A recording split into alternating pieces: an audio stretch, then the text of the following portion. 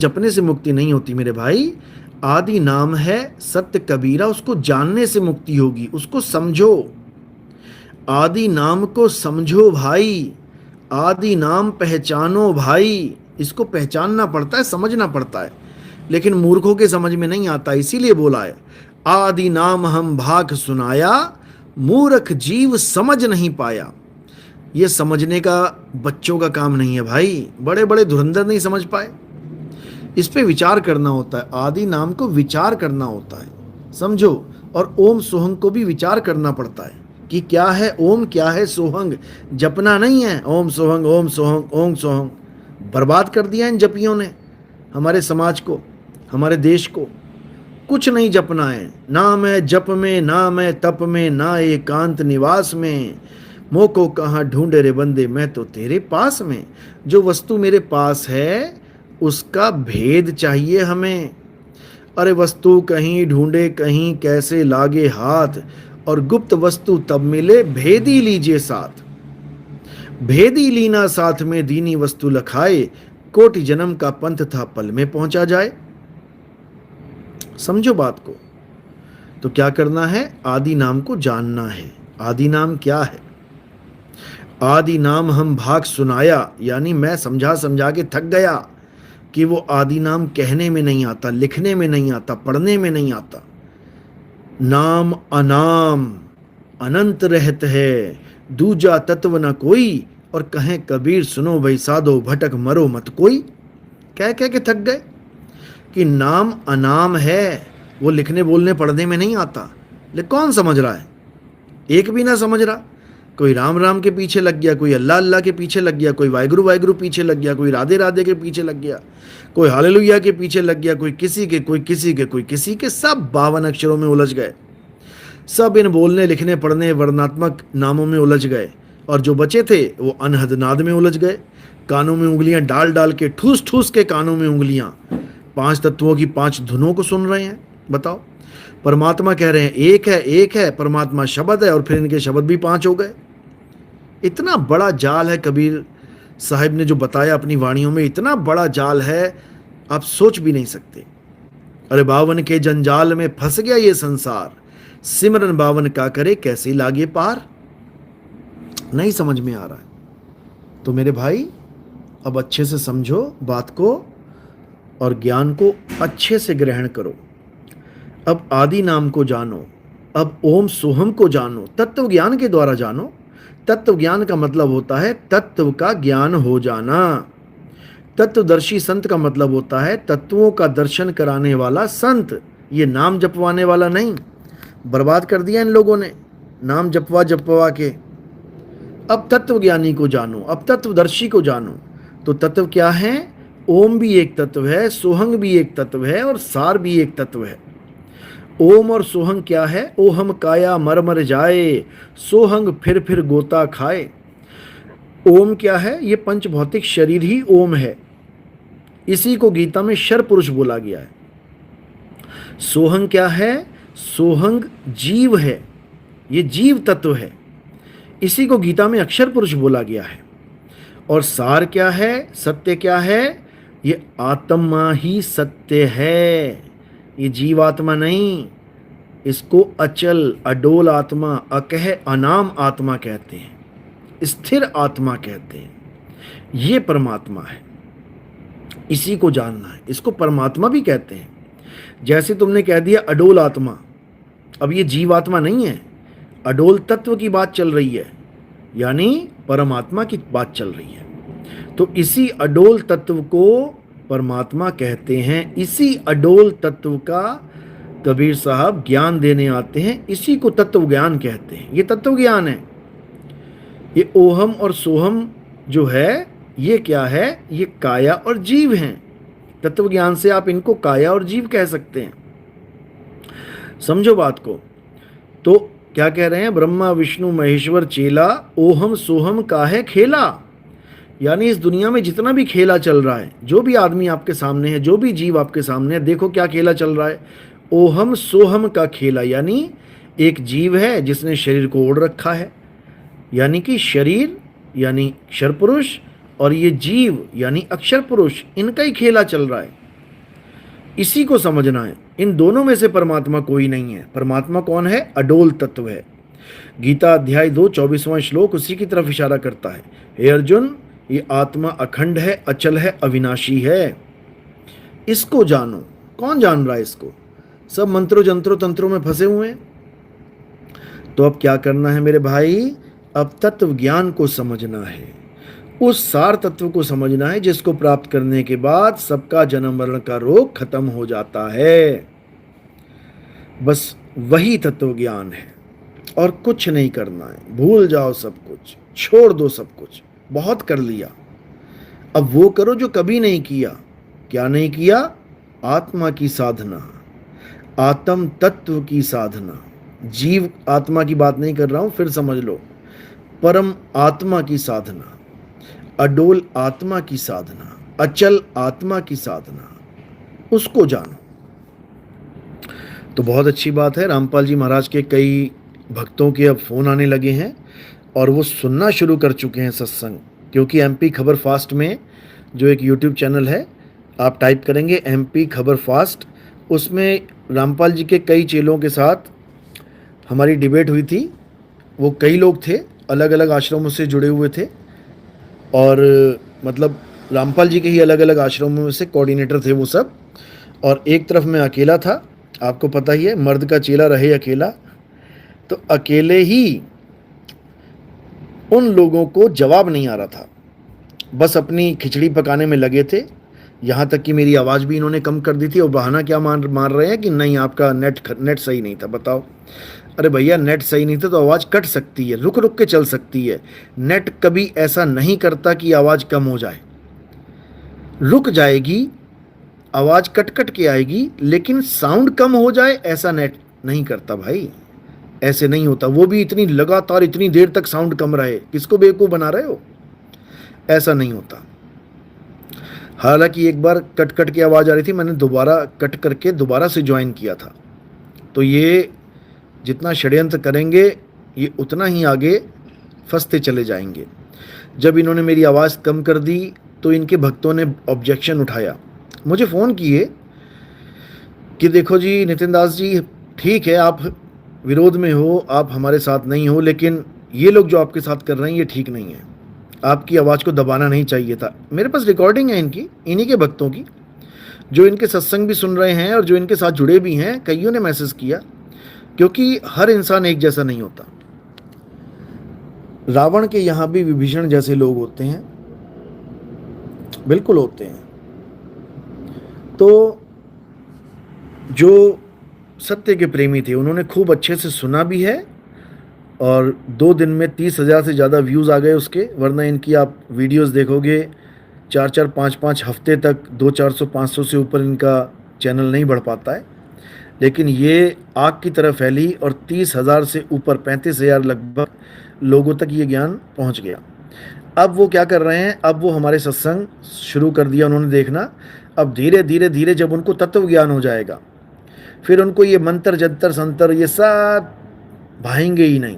फिर इनको डी तत्व ज्ञान, यानी तत्वों से परे, नी अक्षर ज्ञान, अक्षरों से परे वो ज्ञान समझ में आने लग जाएगा और फिर इनका युग परिवर्तन हो जाएगा। फिर ये कलयुग से निकल के, यानी कली काल के जाल से निकल के फिर सतयुग यानी कि सत्य पुरुष परमात्मा की गोद में आके बैठ जाएंगे।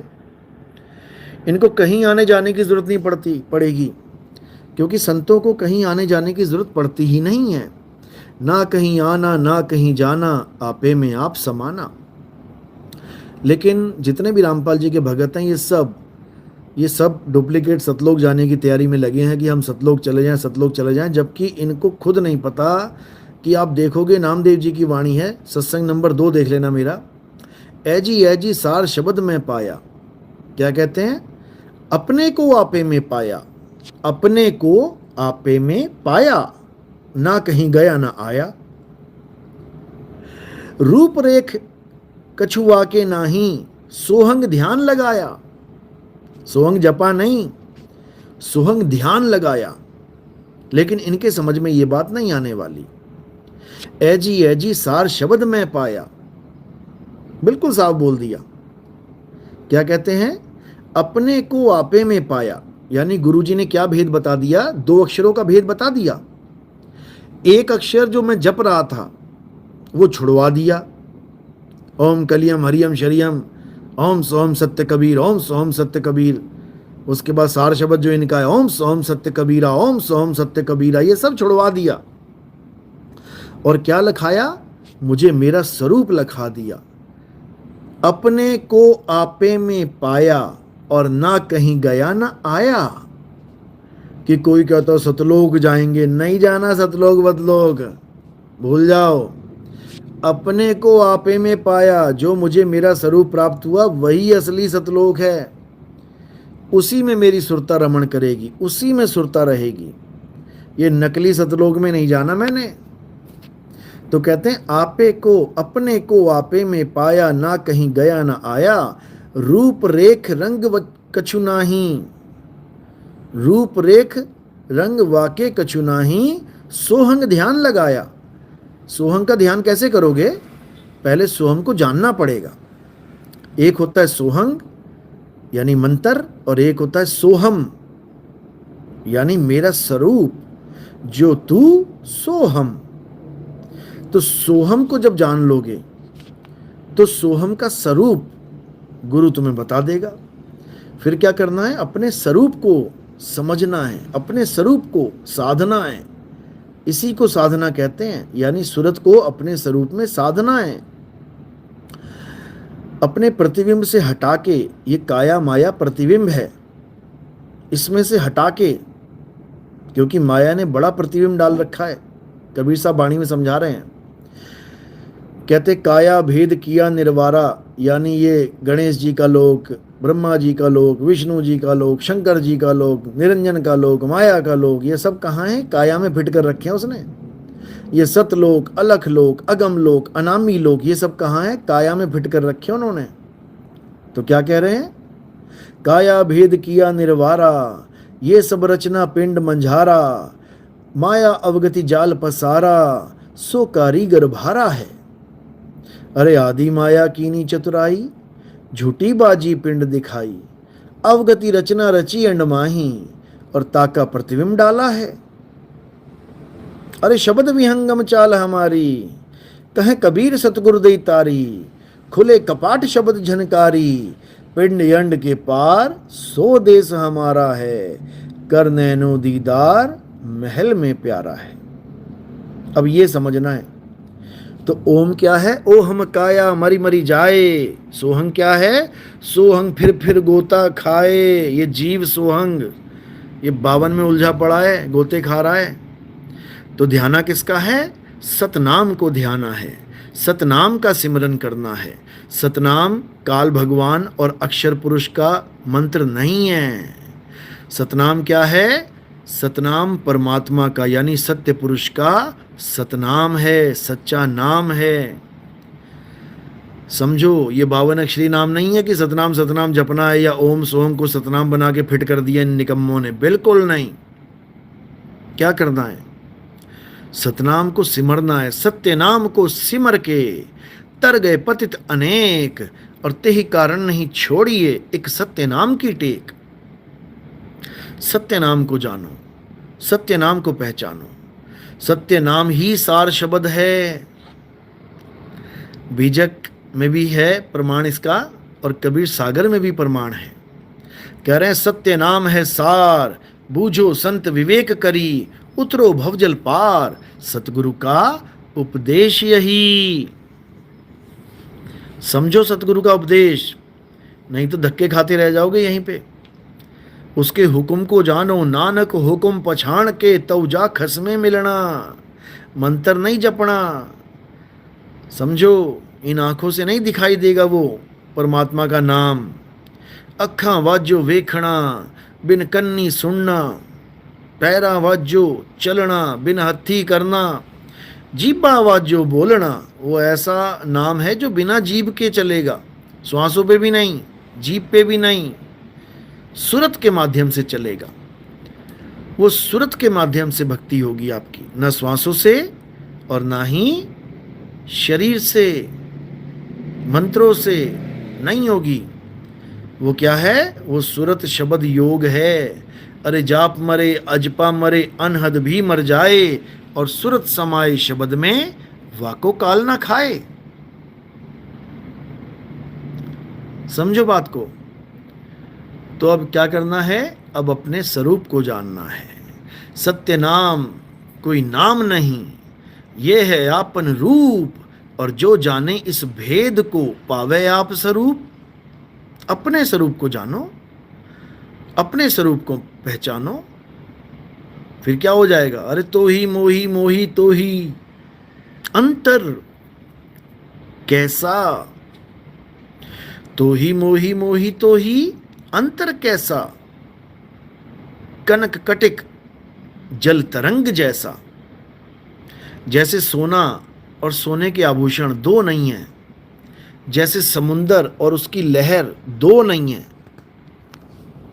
इसी प्रकार आत्मा और परमात्मा दो नहीं हैं। समझ लो। तो केवल अज्ञानता के कारण दो प्रतीत होते हैं, केवल अज्ञानता के कारण। अज्ञान खत्म तो एक हो जाएगा, कोई भेद ही नहीं है। अरे अब तो जाए चढ़े सिंहासन, सिंहासन से उतरे हुए हो इसलिए दो लग रहे हो। सिंहासन पे चढ़ जाओगे दो नहीं रह पाओगे। अरे अब तो जाए चढ़े सिंहासन, मिले हैं सारंग पानी, और राम कबीरा एक भय हैं, कोई न सके पहचानी। आज मैं प्रचार में था तो पाकिस्तान का एक लड़का किसी होटल में काम कर रहा था, बाहर खड़े होके जैसे बुलाते हैं ग्राहक को। तो थोड़ी देर बातें चली, आओ जी खाना खा लो जी, ऐसा वैसा। मैंने कहा भाई तुम्हारा खाना थोड़ा अलग है, हमारा कुछ अलग है, तुम्हारे यहाँ सब कुछ चलता है, हम नहीं खाते ये सब। तो बातों बातों में एकदम मुझे याद आया, मैंने एकदम बोला, मैंने कहा और इमाम मेहंदी कब आ रहे हैं? वो मेरी तरफ हैरानी से देखने लग गया। मैंने कहा भाई कब आ रहे हैं बताओ। कहता उन्हीं को सुन रहा हूं। उस वक्त मोबाइल पे वो कुछ सुन रहा था। कहता उन्हीं को सुन रहा हूं मैं। मोबाइल निकाल के दिखाने लगा। मैंने कहा किसको सुन रहे हो? कह रहे इमाम मेहंदी की ही बातों को सुन रहा हूं। मैंने कहा वो कब आए भाई? कहता वो तो आके चले भी गए। कहते वो तो आके चले भी गए, और ये पांचवी पीढ़ी चल रही है उनकी, यानी उन्हीं के आगे बच्चों के बच्चे, बच्चों के बच्चे, पांचवा वंश चल रहा है। मैंने कहा भाई ये आगे कब चले गए, मुसलमानों को तो पता ही नहीं लगा। कहता नहीं सब मुसलमानों को पता लग चुका है। मैंने कहा कहाँ पे पैदा हुए भाई वो? देखो कितनी अच्छी बात बोली। कहता होना तो उन्होंने इंडिया में ही था। कहता भारत देश में इमाम मेहंदी आके जा चुके हैं, देखो। और आगे 5 पुश्तें उनकी चल रही हैं, 5वीं पुश्त चल रही है। जो अहमदी संप्रदाय है वो उसको इमाम मेहंदी मान के बैठ गया। मैंने कहा भाई इमाम मेहंदी एक जब आ जाएंगे तो दुनिया में सत्य कायम हो जाएगा। मोहम्मद साहब के समय पे जैसा माहौल था ऐसा माहौल हो जाएगा, उसमें दर्ज है। ईसा मसीह भी आ जाएंगे साथ में, उसमें दर्ज है। और इमाम मेहंदी सारे संसार को उस पहाड़ पे चढ़ा देंगे जहाँ पे अल्लाह से सबकी मुलाकात होगी। तो यहाँ पे वो कहने लगा ये सब सांकेतिक ज्ञान है। मैंने कहा वाह क्या बात है। कहता है ऐसा कुछ नहीं होगा, ये सब सांकेतिक ज्ञान है, मिसाल है। मैंने कहा भाई तूने मिसाल तो बोल दिया, लेकिन क्या ये मिसालें कायम हुई? क्या इन मिसालों पे कोई बात छिड़ी? क्या ये मिसालें फुल एंड फाइनल हुई? इन मिसालों के द्वारा क्या वो कार्य पूरा हुआ? कहता वो तो नहीं हुआ। तो मैंने कहा वो फिर आए भी नहीं है इसका मतलब, क्योंकि जब वो आएंगे तो ये मिसालें कायम हो जाएंगी। वो पहाड़ पे चढ़ाएंगे सबको। और देखो कितनी अच्छी बात बोली, रिकॉर्ड है मेरे पास सारा। कहता मुझे एक बात बताओ, सारी दुनिया उस पहाड़ पे कैसे चढ़ जाएगी? वो इतना बड़ा तो पहाड़ है नहीं कि 800 करोड़ लोग चढ़ जाएंगे। अरे मैंने कहा यही तो मैं बता रहा हूँ कि 800 करोड़ लोग कैसे पहुंच जाएंगे उस पहाड़ पे। लेकिन पहुंचेंगे, पहुंचेंगे, क्योंकि वो पहाड़ है ही नहीं जो अरब देश का पहाड़ है। सब एक एक पहाड़ लेके बैठे हुए हैं, अपने अपने पहाड़ पे चढ़ेंगे जाके। इतनी बात तो उसके समझ में आई, इतनी बात तो समझ में आ गई। और देखो इतनी अच्छी उसने बात बताई। कहता है कि इमाम मेहंदी, मैंने कहा इमाम मेहंदी का मैसेज क्या है? जो तुम्हारे अहमदी जो चले गए इमाम मेहंदी, वो बता के क्या गए, क्या कह के गए हैं वो? पता क्या बोला? कहता वो एक किले में सेफ, हमने कैसे उस सेफ किले में रहना है। उसने प्रॉपर एक वर्ड बोला था,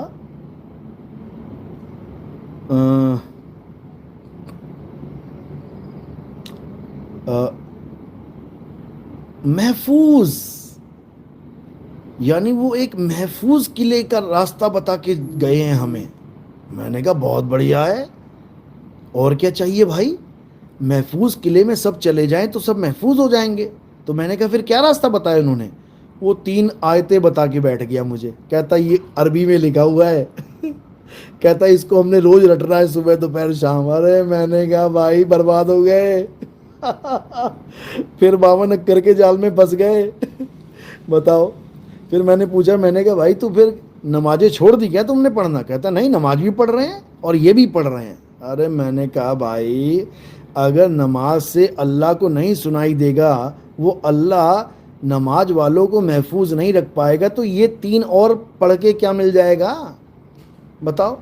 अगर नमाज से भी बंदा सेफ नहीं है, जन्नत नहीं मिलेगी, तो ये 3 पैराग्राफ पढ़ के कैसे जन्नत मिल जाएगी? ये सब 52 अक्षर हैं, ये सब रिकॉर्डिंग है, डालूंगा मैं। तो बात तो उसके समझ में आई काफ़ी हद तक, लेकिन वही बात कि अरे एकदम कैसे समझे? एकदम नहीं समझ में आता कुछ भी, एकदम कुछ भी समझ में। रामपाल के चेलों के कौन से समझ में आ रहा है? जबकि वही बाणी बोल रहा हूँ जो वो बोलते आए हैं। 52 अक्षर लेख राम रंग हो रही हो, वो अक्षर या में ना ही रहा। उन्हीं की भाषा उनको सुना रहा हूँ तो ना समझ में आ रही है उनको।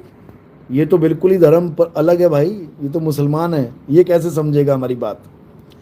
लेकिन फिर भी बहुत अच्छा लगा मुझे, क्योंकि वो इस ऐसे ज़माने में भी उस महफूज किले में एंट्री करने की बात कर रहा है,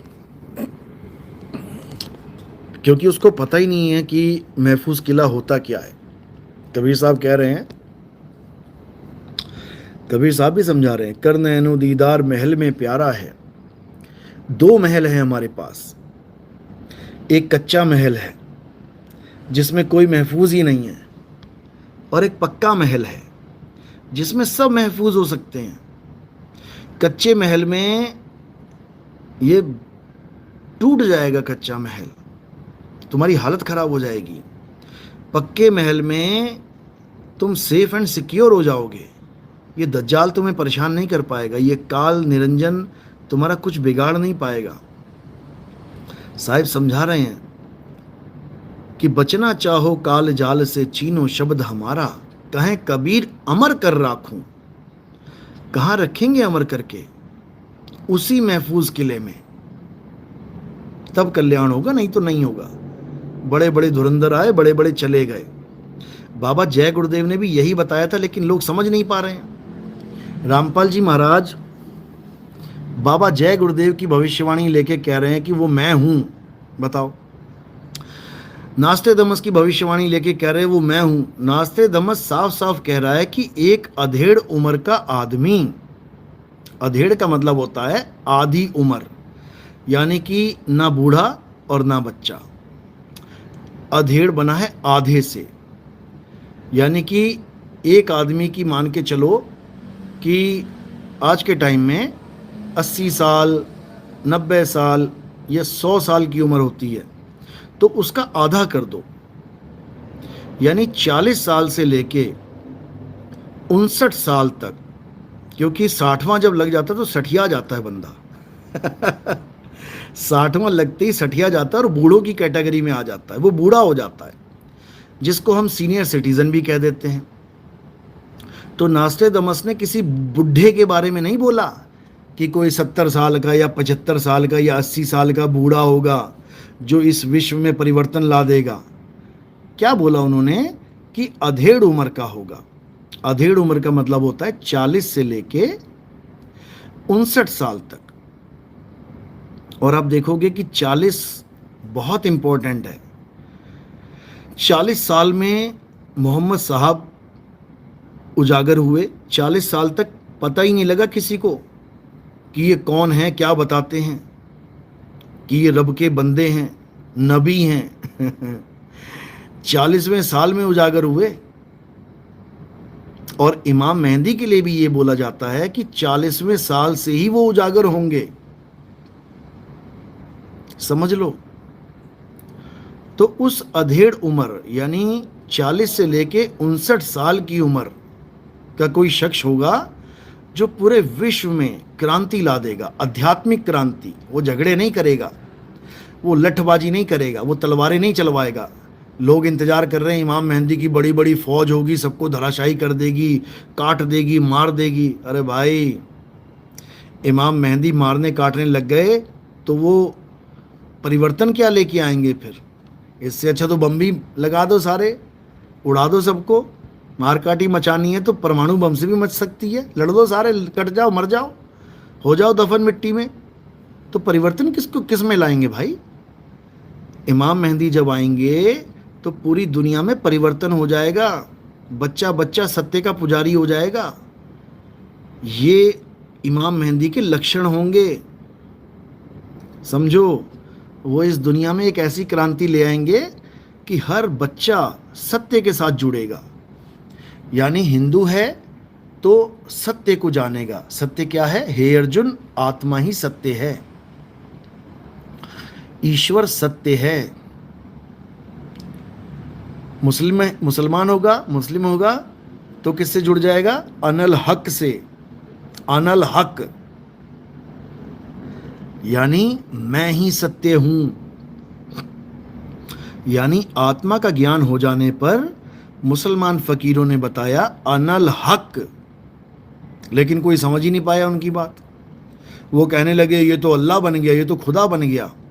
अरे जब खुद में पाया तो खुदा को पाया, जब खुद में आया तो खुदा को पाया। खुद में आ पहले, अपने आप से भागा फिरता है और ढूंढता खुदा को है। तो मुसलमान अनल हक को जानेंगे। हक यानी सत्य, हक्का कबीर, सच्चा कबीर। हक हलाल यानी सच्चाई की रोटी, हक हलाल की रोटी। तो ईसाई जो होंगे वो किसको जानेंगे? वो ट्रुथ को जानेंगे। गॉड इज ट्रुथ, यानी परमात्मा सत्य है। सोल इज इमॉर्टल, सोल सत्य है। Soul never dies. Soul is word. In the beginning there was word. It means in the beginning there was a soul. In the beginning there was word. Word was with God. Soul was with God. And soul was God. And word was God. इसको समझना पड़ेगा। ये कहाँ लिखा है? ये Bible new टेस्टामोनियल में लिखा हुआ है। आप उसको पढ़ेंगे, समझेंगे, उसको और गहराई से जानने के लिए हमारे सत्संग सुनेंगे। 1 नंबर से स्टार्ट करेंगे, धीरे धीरे बढ़ेंगे आगे, एक एक बात समझ में आने लग जाएगी। लेकिन उसके समझ में आएगी जो सच में तत्व ज्ञान को प्रेम करता है। जो मंत्र ज्ञान को प्रेम करता है वो तो जलेगा, भुनेगा, बकवास करेगा, लड़ेगा, झगड़ेगा। उसके समझ में आने वाली बात नहीं है। तो इसलिए तत्व ज्ञान को जानो, तत्व ज्ञान को समझो, तब कल्याण होगा। तो जो सिख होंगे वो किसको जानेंगे? सत्य श्री अकाल को, यानी अकाल पुरुष ही सत्य है। यानी सत्य को जान लेंगे, सत्य को समझ लेंगे। उसके बाद ये वाहेगुरु वाहेगुरु मंत्र नहीं चलेगा। गरीबदास जी की वाणी क्या कहती है? झांकी देख कबीर की, नानक कीती वाह, और वह सिखन के गल पड़ी, कौन छुड़ावे ताह। वही काम बता रहे हैं गरीबदास जी जो नानक साहब ने कहा था, राम राम करता जग फिरे, राम ना पाया जाए। यानी राम राम जपने वालों से मैं कैसे कहूं कि कैसे राम राम जपना छोड़ दो। राम राम जपने से राम नहीं पाया जा सकता। राम को पाने का एक ही तरीका है, उस राम को ढूंढो। वो राम है कहां? और जब ढूंढोगे, खोजी बन जाओगे, तो वो मिलेगा। खोजी होए तुरंत मिल जाऊं, एक पल की तलाश में। और कहें कबीर, सुनो भाई साधो, मैं तो हूं विश्वास में। वो एक ही राम है जो तीनों से न्यारा है, उसको जान लो। बाबा जय गुरुदेव ने उसी राम की बात करते हुए क्या कहा था, क्योंकि वो शब्द राम है, वो शब्द गुरु है। क्या बोला था कि आने वाला महात्मा, यानी अभी तो मैं जय गुरुदेव जो तुम्हें नाम दे रहा हूं, इससे तुम्हारा कल्याण होगा, लेकिन जो आने वाले महात्मा हैं, बिल्कुल स्पष्ट लिखा है, जो आने वाले महात्मा हैं, जो भविष्य में आएंगे, वो क्या करेंगे? वो कितने नाम देंगे? वो 10, 5, 15, 20, 25 नाम नहीं देंगे। आने वाले महात्मा को ऊपर से आवाज आएगी, परमात्मा की आवाज आएगी, फिर वो उसी को बताएंगे। यानी तुम्हें किस आवाज से जोड़ेंगे? वो उस एक आवाज से जोड़ेंगे, उसका एक नाम, एक भाषा और एक झंडा होगा। ये बाबा जय गुरुदेव की वाणी है और रामपाल जी महाराज ने अपने ऊपर फिट कर ली। बताओ कौन सा एक नाम है तुम्हारे पास? अरे 10-15 नाम तो तुम थोक में लेके बैठे हो, ये जप लो, वो जप लो। एक एक नाम को भी 4-4 जपवा रहे हो। ओम ओम ओम ओम, कलिंग कलिंग कलिंग कलिंग, हरिंग हरिंग हरिंग हरिंग शरिंग। बताओ, ऊपर से कह रहे हैं मुझे ऋण देना है, ऋण देना है। अरे कितना ऋण देना है, बता तो दे। कितने लाख रुपए ले लिए काल भगवान से, हमें सुख सुविधाएं मिलेगी, उसका ऋण देना है। अबे गैस तक तो तुम खरीद के ले रहे हो, पानी का तुम बिल दे रहे हो, हैं? बसों में तुम धक्के खाते किराया देते हो, हर चीज़ का तुम पैसा दे रहे हो। राशन में कोई चीज़ भरी नहीं मिल रही, उसको भी तुम पैसा दे के जा रहे हो। तुम्हें कौन सा ऋण तुम्हारे ऊपर है भाई? बता दो मुझे, ऐसा कौन सा ऋण है? कहते हैं एक बार ओम सोंग जप लिया, एक बार राम रंग होरी हो, 3 लोक का मोल एक पलड़े में। बताओ, एक बार ओम सोहंग जप लिया, 3 लोग बेच के खा जाओ तुम, इतना बड़ा हो गया वो एक सोहंग, ओम सोहंग। तो कितनी बार बेच के खाओगे दुनिया? कितना ऋण ले लिया भाई, हद कर दी इन लोगों ने। सब भरम जाल है। ये काल भगवान ने कहा था कि मैं ऐसा खेल खेलूंगा, जीव को अपना नाम जपवाने के लिए मैं ऐसे ऐसे तर्क दूंगा कि भाई काल की दुनिया में रहना है तो काल का नाम जपना पड़ेगा। अच्छा गुरुजी, जपना पड़ेगा? हाँ, जप लेते हैं। इसी चक्कर में सारे उलझे पड़े हैं। अरे सीता अगर राम जी को छोड़ के रावण के पास रह गई तो रावण रावण नहीं जपेगी, राम राम जपेगी। काल के लोक में अगर तुम बैठ गए हो आके, तो काल काल नहीं जपना है, साहिब साहिब करना है। साहिब इतना दीजिए, काल इतना दीजिए नहीं बोला है। साहिब इतना दीजिए जामे कुटुंब समाए, और मैं भी भूखा ना रहूं, साधु भूखा ना जाए। समझ लो मेरी बात, नहीं समझ में आ रही अभी? तो इसलिए मेरे भाई, सत्य को पहचानो, सत्य को जानो। सत्य ही परमात्मा है, ईश्वर सत्य है, और ईश्वर का नाम सतनाम है। सतनाम काल भगवान और अक्षर पुरुष का नाम नहीं है, सतनाम परमात्मा का नाम है। और ये 52 अक्षरी नाम, ये सब कृत्रिम नकली नाम है। गुरबाणी क्या कह रही है? कृत्रिम नाम, यानी कि कृत्रिम नाम, कथे तेरे जीवा। हे भगवान, तेरे सारे नाम इस जीव के द्वारा बोले जाने वाले कृत्रिम यानी नकली नाम है। इससे मुक्ति वुक्ति नहीं होगी किसी की। यानी पानी के सारे जितने भी नाम रखे गए हैं, ये सब नकली नाम हैं। पानी की तरफ इशारा तो कर सकते हैं, क्या चाहिए? पानी। क्या चाहिए? वाटर। क्या चाहिए? जल। क्या चाहिए? नीर। क्या चाहिए? तोय। लेकिन प्यास नहीं बुझा सकते किसी की। इसी प्रकार राम राम, अल्लाह अल्लाह, वाहिगुरु वाहिगुरु, गॉड गॉड, उस परमात्मा की तरफ इशारा तो कर सकता है। क्या चाहिए? अल्लाह चाहिए। क्या चाहिए? राम चाहिए। क्या चाहिए? गॉड चाहिए। क्या चाहिए? अकाल पुरख चाहिए। लेकिन इसको जप के किसी को परमात्मा मिलने वाला नहीं है। और अगर कोई कह रहा है कि मुझे नाम जप के परमात्मा मिल गया, तो 101% बेवकूफ़ बना रहा है तुम्हें अपनी दुकान सेट करने के लिए, क्योंकि उसके पास आत्मा का ज्ञान तो है नहीं। तो दुकान तो खोल रखी है उसने, कैसे सेट करेगा? अक्षरों को बेच के, अक्षर बेच रहा है वो तुम्हें नाम की जगह नकली नाम बेच रहा है, सतनाम की जगह अक्षरों में उलझा रहा है, आत्म स्वरूप की जगह काया माया के स्वरूप को पकड़ा रहा है। मेरी राधा जी, मेरे शंकर जी, मेरे विष्णु जी, मेरे ये जी, मेरे वो जी। अरे मेरी आत्मा जी कब करेगा? परमात्मा जी कब करेगा? हैं? आत्मा परमात्मा का ज्ञान नहीं समझ पाया, ढोर बन जाएगा, जानवर बन जाएगा, 84 में चला जाएगा, कोई बचाने वाला नहीं है उसके बाद। अभी नहीं समझ में आ रहा है, इसीलिए कबीर साहब कह रहे हैं, सब काहू का लीजिए सांचा शब्द निहार, और पक्षपात मत कीजिए, कहें कबीर विचार। पक्षपात कभी मत करो।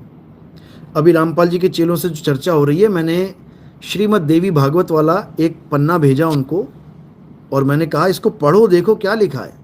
उसमें क्या लिखा है कि सृष्टि के अभाव में, यानी दुनिया बनाने से पहले, ना तो अष्टांगी यानी 8 हाथों वाली देवी, ना तो वो स्त्री है, ना वो पुरुष है, ना वो नपुंसक है। देखो कितना क्लियर कर दिया।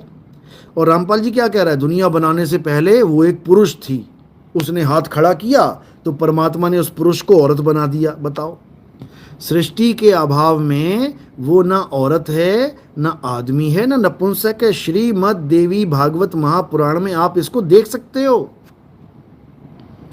यानी उसका स्वरूप आत्मा का है, आत्म स्वरूप, समझ लो। और केवल उनका ही नहीं, सबका, तुम्हारा, हमारा, सबका।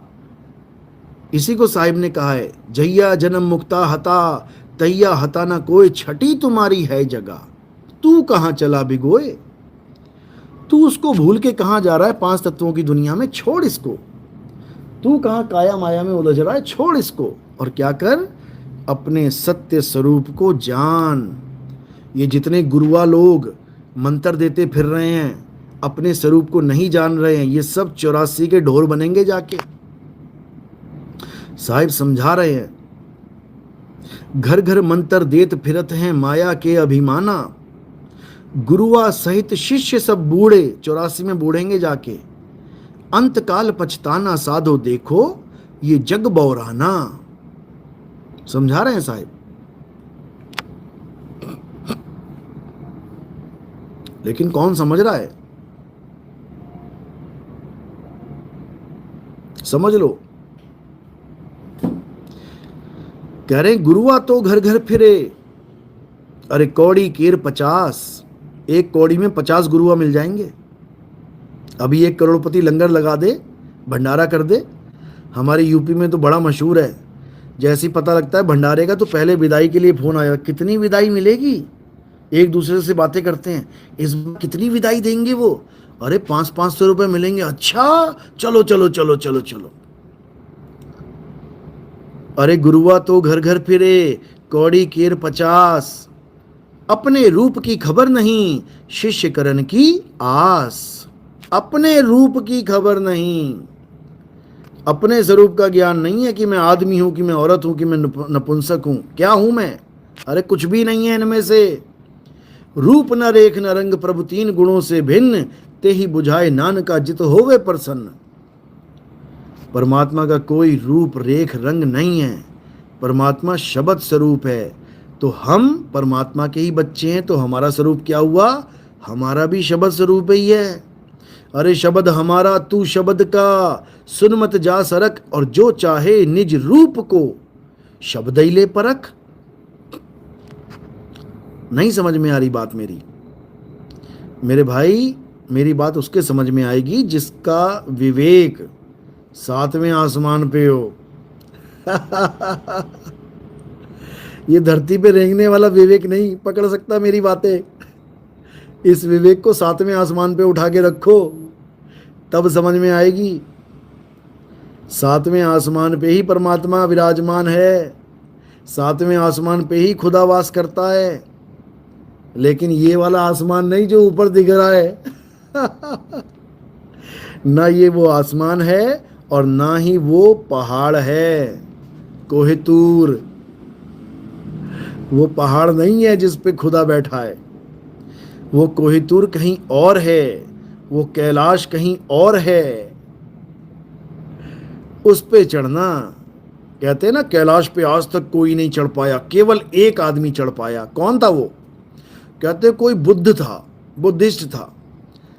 अरे मूर्खों, बुद्धिस्ट का मतलब है जिसको बोध हो जाता है। जिसको बोध हो जाता है वही कैलाश पे चढ़ सकता है, और कोई कैलाश पे नहीं चढ़ सकता। कैलाश पे चढ़ना असंभव है, समझ लो। तो जो कैलाश पे चढ़ गया उसको बोध होना ही होना है, और वो बुद्धिस्ट ही कहलाएगा। तो हमने क्या करना है? हमने अब मैत्रेय बुद्ध की बात को समझना है। मैत्रेय बुद्ध क्या कहना चाहते हैं? मैत्रेय बुद्ध पूरे संसार को एक करना चाहते हैं। मैत्रेय बुद्ध पूरे संसार को मैत्री यानी दोस्ती में बदलना चाहते हैं। ये जितने भी यहूदी, जितने भी मुसलमान, जितने भी ईसाई ये लड़ रहे हैं, आपस में दंगे फसाद हो रहे हैं, ये मानवता के दुश्मन बन बैठे हैं। अरे भगवान ही नहीं हो जब कहते हैं भगवान तब होगा जब भगत बचेगा। अब भगत ही नहीं है तो भगवान के मंदिर मस्जिद बना के क्या करोगे? जब भगत ही मर जाएंगे तो ये चर्चें हैं, ये मस्जिदें, ये क्या करेंगी? क्या करेंगी? ये पड़ी पड़ी ढेरी हो जाएंगी। एक बार खुद से रिपेयर भी नहीं हो सकती, इंसान ही करता है रिपेयर। ये बड़े बड़े मंदिर जो भगवान के मंदिर हैं, भगवान रिपेयर नहीं करता इनको, इंसान करता है रिपेयर। उसी को तुम मार दोगे तो फिर बचा क्या? इसलिए अब दोस्ती करो, प्रेम करो, सबका ज्ञान सुनो। समझ में आता है तो उसको ले लो, नहीं समझ में आता है तो जो आपको समझ में आ रहा वो करो। कुछ तो करो भाई, लड़ना मरना ही थोड़ी नहीं बचा हुआ है। तो ये सब तब होगा जब मैत्रेय बुद्ध की बात को आप समझेंगे। और मैत्रेय बुद्ध समझा रहे हैं डंके की चोट पे, लेकिन अभी तुम्हें समझ में नहीं आएगा मैत्रेय बुद्ध कौन है, क्या कर रहा है वो। अभी नहीं समझ में आएगा, और थोड़ा समय बीत जाएगा फिर सब कुछ समझ में आने लग जाएगा। अभी नहीं समझ में आएगा, क्योंकि वो आ चुके हैं जिसका सबको इंतज़ार है। हमें जिसका इंतज़ार था वो आ चुके हैं, वो आसन ले चुके हैं अपना, वो आसन ग्रहण कर चुके हैं, आसन पे विराजमान है वो, और ये सब वही कर रहे हैं। अभी तुम्हें नहीं समझ में, तुम्हें शरीर दिख रहा है मेरा केवल, जो आसन पे बैठा है अभी तुम्हें वो दिख नहीं रहा है।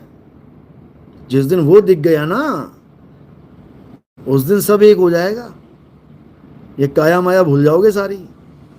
तो जो आसन पे बैठा है ये सब वही कर रहा है, वही मैत्रेय बुद्ध हैं, वही कल की अवतार हैं, वही इमाम मेहंदी हैं, वही जीसस सेकंड कमिंग हैं, वही मर्द का चेला हैं, वही राजा दिलीप हैं, समझ लो। वही चूड़ामणि अवतार हैं, वही निकलंक राया हैं, वही कलंग अवतार हैं। ये बाबा रामदेव की वाणी में उसी कलंग अवतार की महिमा गाई गई है, और रामपाल अपने ऊपर फिट करके बैठा हुआ है। अरे उसमें मेघड़ी के साथ ब्याह होगा उसका, मेघड़ी के साथ जो वादा किया था कि मैं आऊंगा तेरे से ब्याह करने, अमर तोरण लगाया है वहां पे, यानी ऐसा ब्याह करूंगा कि अमर कर दूंगा। और ये रामपाल जी पे फिट करके बैठे हुए हैं सारे। सतनाम की महिमा गा रही है वाणी, सतनाम की महिमा गा रही है, और ये सतनाम को झूठा करके बैठे हैं कि सतनाम से कुछ नहीं होगा जी, सारनाम लेना पड़ेगा, उसके बाद सार शब्द लेना पड़ेगा, 1 लाख रुपए का पाठ करवाना पड़ेगा। बताओ गरीब आदमी कहाँ से 1 लाख देगा? हैं? एक साथ नहीं दे सकते तो किश्तों में दे दो। अरे कहीं से ब्याज में लेगा वो, तुझे 1 लाख रुपए देगा, बीच में मर गया तो 1 लाख रुपया नहीं देगा वापस, तो फिर उसको वापस आना पड़ेगा, उसकी मुक्ति तो धरी की धरी रह गई। और कबीर सागर में कहाँ लिखा है कि 1 लाख रुपए में सार शब्द मिलता है? दिखाओ जरा 1 लाख रुपया, बताओ। शर्म नहीं आती? गरीबों से 1-1 लाख रुपया सार शब्द के नाम पे ठग रहे हो, और दे क्या रहे हो? 52 अक्षर नाम, ओम सोहम सत्य कबीरा। बताओ, ओम सोहम सत्य कबीरा अगर 1 लाख रुपए में मिलता है, तो लानत है ऐसे नाम पर। अरे गरीब नवाज बोला गया परमात्मा को, गरीबों को नवाजने वाला, और तुम गरीबों से 1-1 लाख रुपए ठग रहे हो। उसके बाद ये फर्जी अन्नपूर्णा योजना चला रखी है तुमने। पहले ठगो लोगों को, उसके बाद अपने आप को महान दिखाओ कि मैंने ऐसे कर दिया, मैंने वैसे कर दिया, हमारी इतनी बड़ी योजना चल रही है। अरे ठगना बंद करो, सतलोक से लेके आओ, जैसे केशव बंजारा लाया था, सतलोक से लाया था ना सोने चांदी के बर्तन, तुम भी ले आओ सतलोक से। ये 1-1 लाख रुपए का पाठ तुम करवा रहे हो, गांधी वाले नोट तुम्हें प्यारे हैं, तुम सतलोक से ला ला के बर्तन बांटो यहां संगत में, जरा देखें कौन माई का लाल पैदा हो गया, सोने के बर्तन बांटने वाला, सतलोक से लाने वाला। अबे नकली गुरुओं, सुधर जाओ तुम लोग, कब सुधरोगे? तुम्हारे सिर पे इतना भार पड़ गया है कि तुम्हें हालत खराब हो जाएगी तुम्हारी अंत समय में। फिर बता रहा हूं, 84 के ढोर बनोगे, जाके नाली के कीड़े बनना पड़ जाएगा, लोगों का पैसा खा खा के। अभी भी समय है, सुधर जाओ। सार शब्द तुम्हारा सत्य स्वरूप है। सार शब्द आए जेहि विधि हाथा, यानी तुम्हें तुम्हारा सत्य स्वरूप प्राप्त हो गया। तेहि विधि काल नवावे माथा, वही मन गुलाम हो जाता है। मन तुम्हें मार नहीं सकता, तुम मन को मार दोगे। मन को मार गगन चढ़ जाई, मान सरोवर पैठ नहाई। तुम मन को मार दोगे, मन तुम्हें नहीं मार सकता। अमर हो जाओगे तुम। अमर करूं सतलोक पठाऊं, और ताते बंदी छोड़ कहाऊं। सतलोक पठाऊं मतलब ये नहीं कि वो नकली सतलोक पठाऊं, जहां कहते हैं हवाई जहाज खड़े हैं तुम्हारे, हवाई जहाज खड़े हैं। बता क्या करेगा हवाई जहाज खड़े? यहां पे भी खड़े हैं, हवाई जहाज चला के दिखा जरा। जब हवाई जहाज चलाना ही नहीं आता तो खड़ा खड़ा क्या करेगा वहां पे? जितने सतलोक आश्रम वाले हैं, पहले इनको ट्रेनिंग दो जरा, इनको एविएशन की ट्रेनिंग दो, इनको हवाई जहाज चलाने की ट्रेनिंग दो। वहां पे हवाई जहाज खड़े हैं, चलाना एक को भी ना आता, क्या करेंगे? अरे बाइक चलानी नहीं आती कितनों को, हवाई जहाज चलाएंगे महाराज जी। ये सब बेवकूफ बनाते हैं, सब बेवकूफ। पता नहीं कब अकल आएगी इन लोगों को। तो इसलिए मेरे भाई, अब ये सब काल जाल को छोड़ना है और सत्य को धारण करना है। अब हमारी लाइव डिबेट्स लगातार चलेंगी, बार बार चलेंगी। बहुत से चैनलों के साथ मेरी बात हो गई है। अब धीरे धीरे पूरे विश्व में ये मूल ज्ञान छाएगा, और ऐसा छाएगा कि आप सोच भी नहीं सकते। क्योंकि नकल करने वालों ने कर ली जितनी नकल करनी थी, और मैं चाहता भी था कि मेरी नकल करें, क्योंकि इसमें हमें बहुत बड़ा फ़ायदा है। इसमें हमें क्या फ़ायदा है कि जो चीज़ मैं बताना चाह रहा हूँ, वो अगर वो लोग बताएं जिनके लाखों करोड़ों फॉलोअर हैं, तो एक तरह से हमारा ही मैसेज वायरल हुआ है। अब कोई सोचे कि मैंने नितिन दास का माल चोरी कर लिया, मैंने नितिन दास का ज्ञान चोरी कर लिया, तो मैं महान बन गया। महान तो मैं बना दूंगा अच्छे से महान तो मैं अच्छे से बना दूंगा, समझ लो। आईफोन जब मार्केट में आता है, अगर कोई चोरी भी कर लेता है, चोरी करके सोचे हाँ मैंने चोरी कर लिया, अब क्या करेगा कोई? तो बेटा, आईफोन वालों के पास एक ऐसी टेक्नोलॉजी है, एक बटन दबाएंगे और वो फ़ोन डब्बा बन के रह जाएगा तुम्हारे पास। ना तुम उससे कोई कॉल कर पाओगे और ना ही तुम उसको यूज़ कर पाओगे। तुम ऑन भी नहीं कर पाओगे, सॉफ्टवेयर खुलेगा ही नहीं, बीच ही में अटक जाएगा।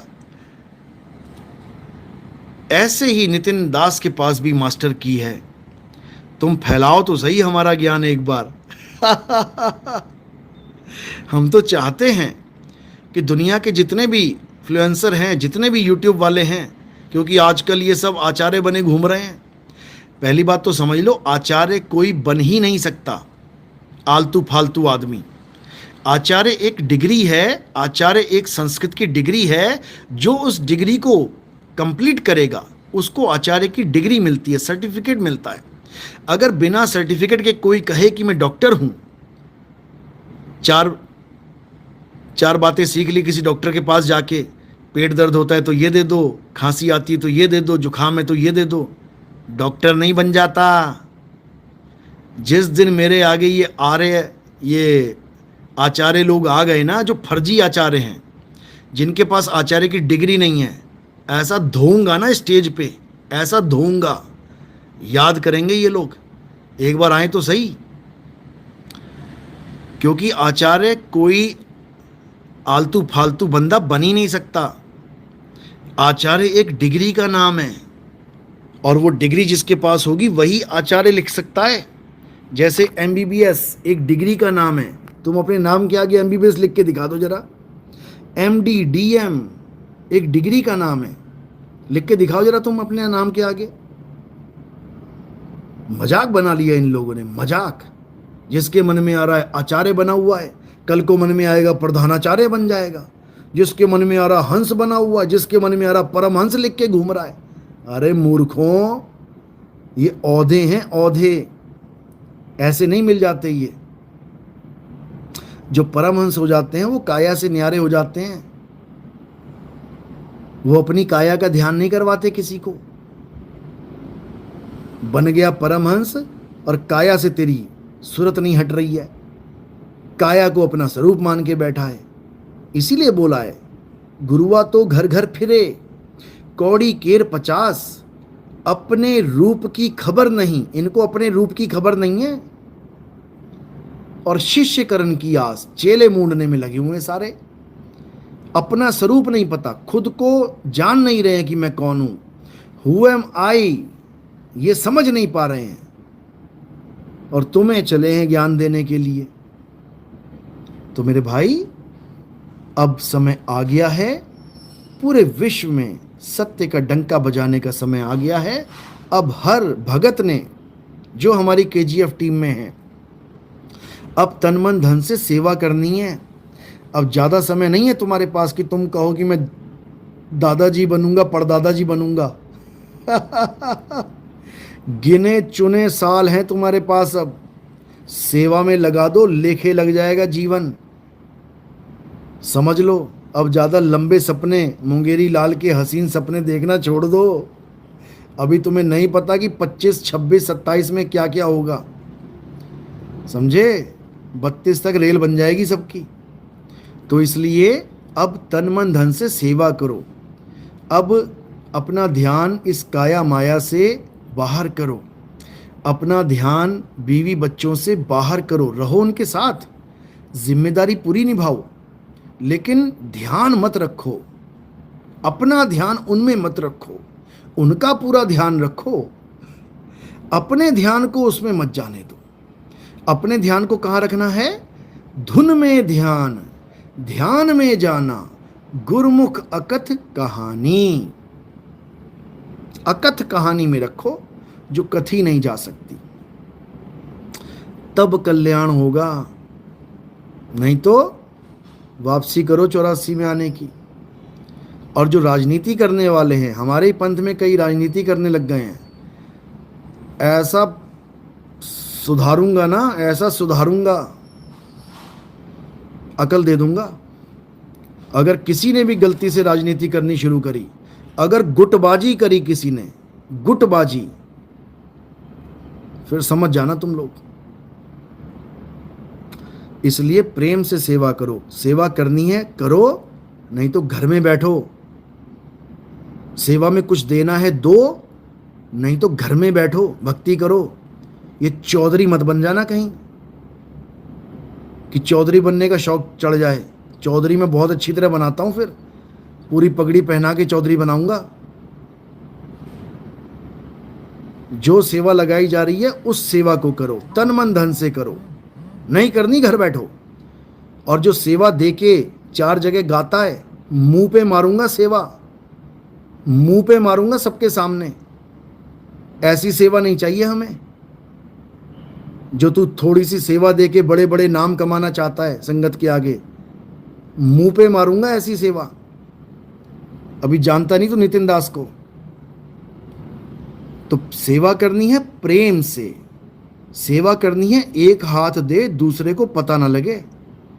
सेवा करनी है, हवा बाहर नहीं आनी चाहिए। कितनी सेवा करी है सत्संग में, भंडारे में कितना भंडार दिया है पता नहीं लगना चाहिए किसी को। अगर ऐसे सेवा करनी है तो करो, नहीं तो हमें नहीं चाहिए ऐसी सेवा, दफा हो जाओ यहां से। और राजनीति करोगे तो अच्छी तरह धोऊंगा मैं, राजनीति खत्म करने आया हूं मैं, याद रखना इस बात को। योग चलाना है, राजनीति खत्म करनी है, यही काम दिया है मुझे मेरे मालिक ने। बंदा बना दूंगा मैं सबको, जो हमारे पंथ में राजनीति करेगा इंसान बना दूंगा मैं अच्छे वाला। भक्ति करने आए हो भक्ति करो, नहीं करनी है दफा हो जाओ, समझ लो अच्छे से। तो क्या करना है, अब सत्य को जानना है। ये क्लास तो लगती रहेगी भाई, हम टीचर ही ऐसे हैं हम वो लोलो पोपो वाले टीचर नहीं हैं कि ये लो लोलो और वो लो पोपो। हमारे पास लठ है लोहे वाला, टूटेगा भी नहीं, इतना समझ लेना। तो भक्ति करो, आनंद में रहो, बिंदास रहो, खास रहो, मालिक के पास रहो और उसको बस एहसास में लेके आओ, उसको अपने अनुभव में लेके आओ। कल्याण होगा, कोई माई का लाल नहीं जो तुम्हें गर्भ में वापस ले आए। चलो अच्छी बात है। अब रामपाल जी वालों से थोड़ी मैं बात कर लूं, क्योंकि आज वो कह रहे थे कि रात में 9 बजे चर्चा करना चाहते हैं। रात में 9 बजे